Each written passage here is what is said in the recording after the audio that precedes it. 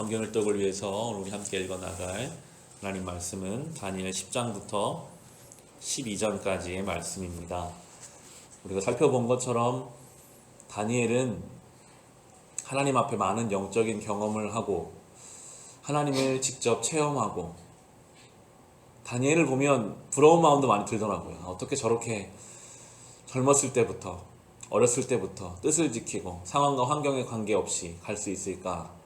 다니엘은 오늘 나오지만 이 인생의 말년에 와서도 여전히 하나님을 향한 뜨거운 사모하는 마음을 가지고 오늘 3주 동안 하나님 앞에 금식하고 하나님 앞에 절제하며 은혜의 자리로 나아가거든요. 10장의 2절 3절을 보시면, 그때나 다니엘은 새 일에 땅을 고행하였다. 새 일에 내내 좋은 음식을 삼가고 고기와 포도주도 입에 대지 않았으며 몸에 기름을 전혀 바르지 않았다. 다니엘은 하나님의 은혜를 사모하는 마음으로 삶을 절제하고 오직 하나님의 은혜 앞으로 나아가기 위해서 모든 것들을 멈춰두고 하나님을 사모했습니다. 그때 하나님께서는 그에게 말씀해 주십니다. 이어지는 11절, 우리 12절 말씀 함께 읽겠습니다.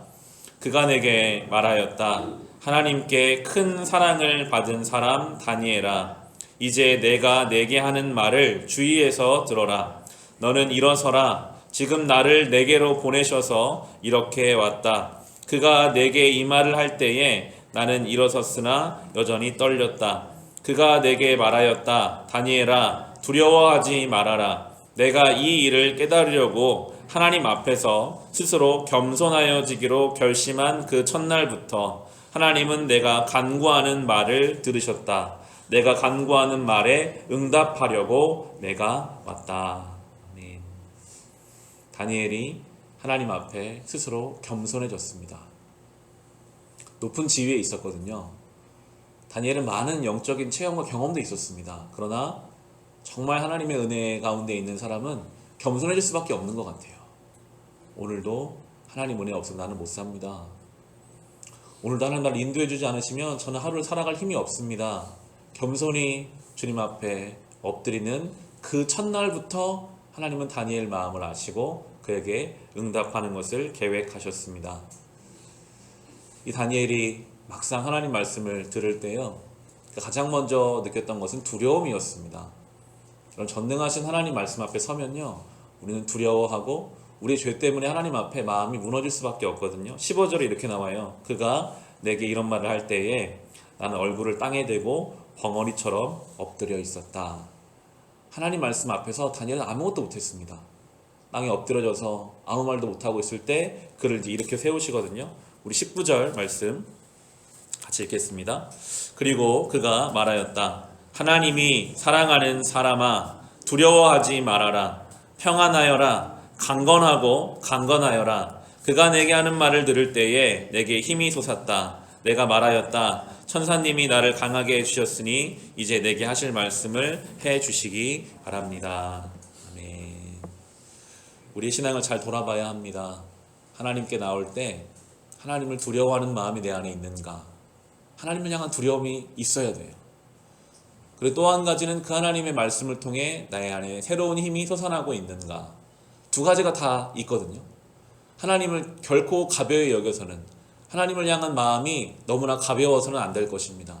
하나님 마음을 늘 두려운 마음으로 받고, 그러나 또 그 말씀이 우리 안에 들어오셔서 우리를 소생케 하시고 힘을 주시고 강건하고 강건하며 평안하게 하시는 것을 경험하는 것, 그것이 바로 하나님 말씀이 우리 가운데 하시는 역사입니다. 다니엘은 그렇게 하나님 말씀 앞에서 11장에서는 주변 국가들이 어떻게 진행되어 갈지 역사의 흐름에 대해서 듣게 하시고, 12장에 가면 마지막 때에 대해서도 하나님이 듣게 하십니다. 특별히 12장은 마지막 때에 대해서는 명확하게가 아니라 모호하게, 온전하지 않게 이렇게 보여주시는 내용들을 볼 수 있는데요. 12장에 2절, 3절 말씀 함께 읽겠습니다. 그리고 땅속 티끌 가운데서 잠자는 사람 가운데서도 많은 사람이 깨어날 것이다. 그들 가운데서 어떤 사람은 영원한 생명을 얻을 것이며 또 어떤 사람은 수치와 함께 영원히 모욕을 받을 것이다. 지혜 있는 사람은 하늘의 밝은 빛처럼 빛날 것이요 많은 사람을 옳은 길로 인도한 사람은 별처럼 영원히 빛날 것이다. 아멘.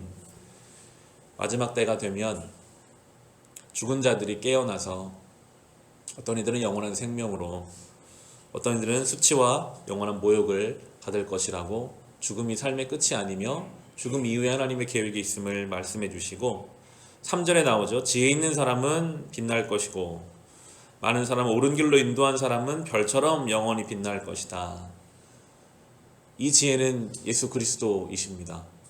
하나님의 영원한 지혜, 우리의 유일한 지혜는 예수 그리스도의 복음이고, 그 복음이 우리를 빛나게 할 것이고, 특별히 많은 사람을 그 복음의 길로 인도하는 자가 영원히 별처럼 빛날 것이다 라고 말씀하십니다.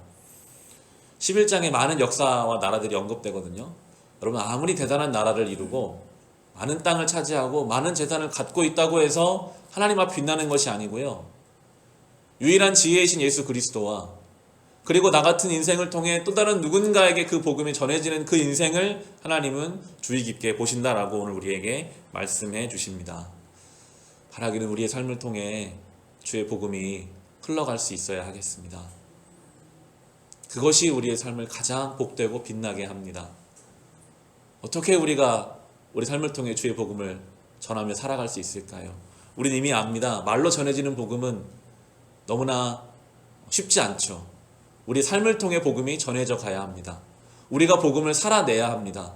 예수 그리스도께서 우리를 위해 죽으신 것처럼 우리도 십자가를 지고 죽는 마음으로 내 가족을 위해 내 일상 속에서 그렇게 살아가야 합니다.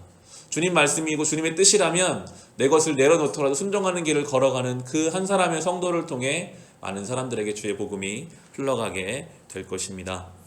마지막 절 13절에 보면 너 다니엘아, 너는 끝까지 신실하여라.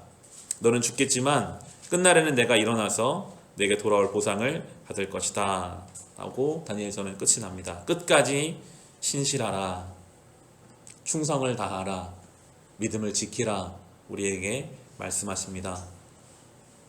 다니엘은 때를 물어보거든요. 그때가 언제입니까? 언제 일이 일어나겠습니까?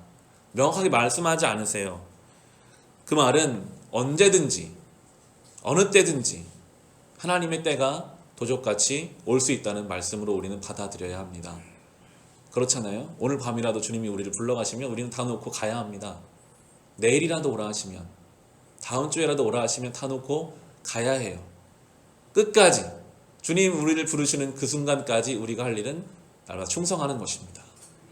오늘 하루를 내 삶의 마지막이라고 생각하고 그렇게 사랑하고 하나님 앞에 예배드리면서 내가 가진 것을 할 수 있는 만큼 나누면서 많은 사람을 옳은 길로 인도하면서 그렇게 하나님 앞에 별처럼 빛나는 인생이 되어갈 수 있으시기를 우리 주님의 이름으로 축원합니다.